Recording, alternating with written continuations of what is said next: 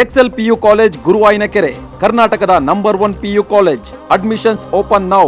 ಇನ್ನು ಕಾಂಗ್ರೆಸ್ ಸಾಧನಾ ಸಮಾವೇಶದ ವಿರುದ್ಧ ಬಿಜೆಪಿ ವಾಗ್ದಾಳಿಯನ್ನ ಮಾಡಿದೆ. ಇದು ಸಮಾವೇಶ ಅಲ್ಲ, ಸಪ್ತ ಸರ್ಕಾರದ ಸಮಾರಾಧನೆ ಅಂತ ಹೇಳಿ ವಿಜಯೇಂದ್ರ ಮಾತಿನ ಕತ್ತಿಯನ್ನ ಝಳಪಿಸಿದ್ದಾರೆ. ಇದಕ್ಕೆ ಸಚಿವ ಕೃಷ್ಣ ಬೈರೇಗೌಡ ತಿರುಗೇಟನ್ನ ನೀಡಿದ್ದಾರೆ. ಇತ್ತ ದಳಪತಿ ಕೂಡ ಸರ್ಕಾರಕ್ಕೆ ತಮ್ಮದೇ ಧಾಟಿಯಲ್ಲಿ ತಿವಿದಿದ್ದಾರೆ.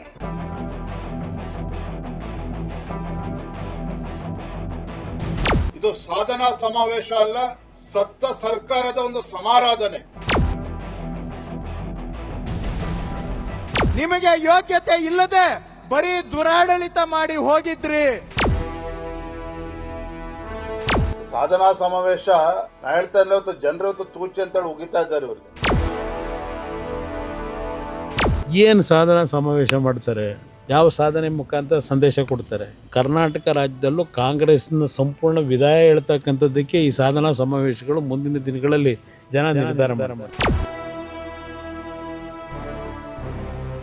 ಅಬ್ಬಬ್ಬಬ್ಬಾ, ಎಂಥೆಂಥ ಬೆಂಕಿ ಉಂಡೆಗಳು. ಅಂದಹಾಗೆ ಇವು ಸರ್ಕಾರದ ಸಾಧನಾ ಸಮಾವೇಶ ವಿಚಾರಕ್ಕೆ ಕಾಂಗ್ರೆಸ್ ವರ್ಸಸ್ ಮೈತ್ರಿ ಪಡೆ ನಡುವೆ ನಡೆದ ವಾಗ್ಯುದ್ಧ. ಸಮಾವೇಶ ಅಲ್ಲ, ಸತ್ತ ಸರ್ಕಾರದ ಸಮಾರಾಧನೆ, ವಿಜಯೇಂದ್ರ ಕಿಡಿ. ಕಾಂಗ್ರೆಸ್ ಮಾಡಿದ್ದು ಸಮಾವೇಶ ಅಲ್ಲ, ಸತ್ತ ಸರ್ಕಾರದ ಸಮಾರಾಧನೆ ಅಂತ ಬಿಜೆಪಿ ರಾಜ್ಯಾಧ್ಯಕ್ಷ ಬಿವೈ ವಿಜೇಂದ್ರ ಕಾಂಗ್ರೆಸ್ ವಿರುದ್ಧ ತೀವ್ರ ಟೀಕಾಪ್ರಹಾರ ನಡೆಸಿದ್ದಾರೆ. ಆಡಳಿತ ಯಂತ್ರ ದುರುಪಯೋಗ ಮಾಡಿಕೊಂಡು ಕೇವಲ ಗ್ಯಾರಂಟಿಗಳನ್ನ ಮುಂದಿಟ್ಕೊಂಡು ಈ ಸಮಾವೇಶ ಮಾಡ್ತಿದ್ದಾರೆ. ಅಭಿವೃದ್ಧಿ ಶೂನ್ಯ, ಭ್ರಷ್ಟಾಚಾರ ಮಾತ್ರ ಇವರ ಸಾಧನೆ. ಇನ್ಯಾವ ಪುರುಷಾರ್ಥಕ್ಕೆ ಈ ಸಮಾವೇಶ ಅಂತ ಪ್ರಶ್ನಿಸಿದ್ರು. ಸಮಾವೇಶಕ್ಕೆ ಜನರನ್ನ ಬಲವಂತವಾಗಿ ಬಸ್ನಲ್ಲಿ ಕರೆದೊಯ್ದಿದ್ದಾರೆ ಅಂತಾನೂ ವ್ಯಂಗ್ಯವಾಡಿದ್ರು. ಕೇವಲ ಜಾಹೀರಾತಿನ ಮೂಲಕ ತಮ್ಮ ಯಶಸ್ಸನ್ನು ಬಿಚ್ಚಿಡ್ತಕ್ಕಂಥ ಕೆಲಸ ಮಾಡ್ತಾ ಇದೆ. ನಿಮ್ಮ ಗೆಲುವಿಗೆ ಸಹಕಾರ ಕೊಟ್ಟಿರ್ತಕ್ಕಂಥದ್ದು ಯಾವುದು ಅಂತ ಹೇಳಿದ್ರೆ, ಗ್ಯಾರಂಟಿಗಳನ್ನ ಚುನಾವಣೆ ಗೆಲ್ಲೋದಕ್ಕೆ ಒಂದು ರೀತಿ ಗ್ಯಾರಂಟಿಗಳ ಹಣವನ್ನು ಬಿಡುಗಡೆ ಮಾಡಿಕೊಂಡು ಚುನಾವಣೆ ಗೆಲ್ತಕ್ಕಂಥ ಪ್ರಯತ್ನ ತಾವೇನ್ ಮಾಡ್ತಾ ಇದ್ದೀರಿ. ಈ ಗೆಲುವಿನ ನಾಗಲೋಟ ಬಹಳ ದಿನ ನಡೆಯೋದಕ್ಕೆ ಸಾಧ್ಯ ಇಲ್ಲ. 3 ವರ್ಷದ ಸಾಧನೆ ಸಮಾವೇಶ ಮಾಡುವಂತ ದೊಡ್ಡ ಕೆಲಸ, ಘನಕಾರ್ಯವನ್ನ ರಾಜ್ಯ ಸರ್ಕಾರ, ಮಾನ್ಯ ಮುಖ್ಯಮಂತ್ರಿಗಳು ಮಾಡಿಲ್ಲ ಅನ್ನೋದನ್ನ ಈ ಸಂದರ್ಭದಲ್ಲಿ ಹೇಳ್ತಾ, ಇದು ಸಾಧನಾ ಸಮಾವೇಶ ಅಲ್ಲ, ಸತ್ತ ಸರ್ಕಾರದ ಒಂದು ಸಮಾರಾಧನೆ.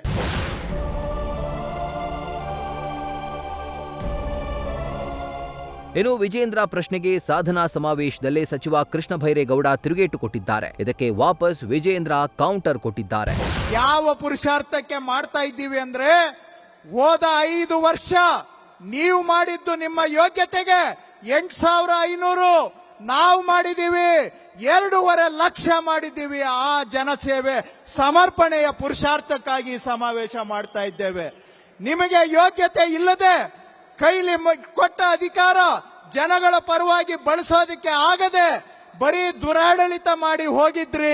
ಕೆಲವು ಸಚಿವರು ಫಾರಿನ್ ಅಫೇರ್ಸ್ ಮಿನಿಸ್ಟ್ರಿ ತರ ಎಕ್ಸ್ಪರ್ಟ್ಗಳ ತರ ಮಾತನಾಡ್ತಾರೆ, ಕೆಲವು ಸಚಿವರು ಫೈನಾನ್ಷಿಯಲ್ ಎಕ್ಸ್ಪರ್ಟ್ಸ್ಗಳ ತರ ಮಾತನಾಡ್ತಾರೆ. ಇವ್ರುಗಳ ಸಾಧನೆ ಇವ್ರವ್ರ ಇಲಾಖೆಗಳಲ್ಲಿ ಏನ್ ಮಾಡಿದ್ದಾರೆ. ಇವತ್ತು ಕೃಷ್ಣ ಬೈರೇಗೌಡ ಅಲ್ಲಿ ತುಮಕೂರಲ್ಲಿ ನಿಂತ್ಕೊಂಡು ಏನ್ ಹೇಳ್ತಾರೆ ಅದು ಮುಖ್ಯ ಅಲ್ಲ. ಇವತ್ತು ಎಲ್ಲಾ ಕ್ಷೇತ್ರಗಳಲ್ಲೂ ಸಂಪೂರ್ಣ ವಿಫಲ ಆಗಿರ್ತಕ್ಕಂಥದ್ದು ಇವತ್ತು ರಾಜ್ಯ ಸರ್ಕಾರ. ಸಾಧನಾ ಸಮಾವೇಶ ನಾ ಹೇಳ್ತಾ ಇಲ್ಲ, ಇವತ್ತು ಜನರು ತೂಚಿ ಅಂತೇಳಿ ಉಗಿತಾ ಇದ್ದಾರೆ. ಇವ್ರಿಗೆ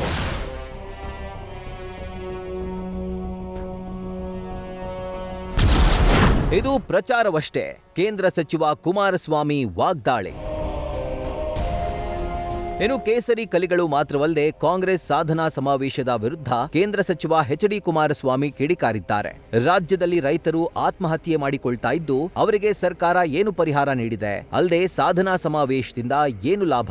ಇದು ಪ್ರಚಾರವಷ್ಟೇ. ಮುಂದಿನ ದಿನದಲ್ಲಿ ರಾಜ್ಯದಿಂದ ಕಾಂಗ್ರೆಸ್ ನಿರ್ಮೂಲನೆ ಆಗಲು ಈ ಸಮಾವೇಶ ಮಾಡ್ತಿದ್ದಾರೆ ಅಂತ ವಾಗ್ಬಾಣ ಪ್ರಯೋಗಿಸಿದ್ದಾರೆ. ಏನು ಸಾಧನಾ ಸಮಾವೇಶ ಮಾಡ್ತಾರೆ, ಯಾವ ಪುರುಷಾರ್ಥಕ್ಕೆ ಸಾಧನಾ ಸಮಾವೇಶ, ಇದು ಏನು ಸಾಧನೆ ಮಾಡ್ತಾರೆ ಇವರು, ಯಾವ ಸಾಧನೆ ಮುಖಾಂತರ ಸಂದೇಶ ಕೊಡ್ತಾರೆ, ಏನಿದೆ ಅಂತೇಳಿ. ಅದರಿಂದ ಈ ಸಾಧನಾ ಸಮಾವೇಶ ಬಹುಶಃ ಮುಂದಿನ ದಿನಗಳು ಕರ್ನಾಟಕ ರಾಜ್ಯದಲ್ಲೂ ಕಾಂಗ್ರೆಸ್ನ ಸಂಪೂರ್ಣ ವಿದಾಯ ಹೇಳ್ತಕ್ಕಂಥದ್ದಕ್ಕೆ ಈ ಸಾಧನಾ ಸಮಾವೇಶಗಳು ಮುಂದಿನ ದಿನಗಳಲ್ಲಿ ಜನ ನಿರ್ಧಾರ ಮಾಡ್ತಾರೆ.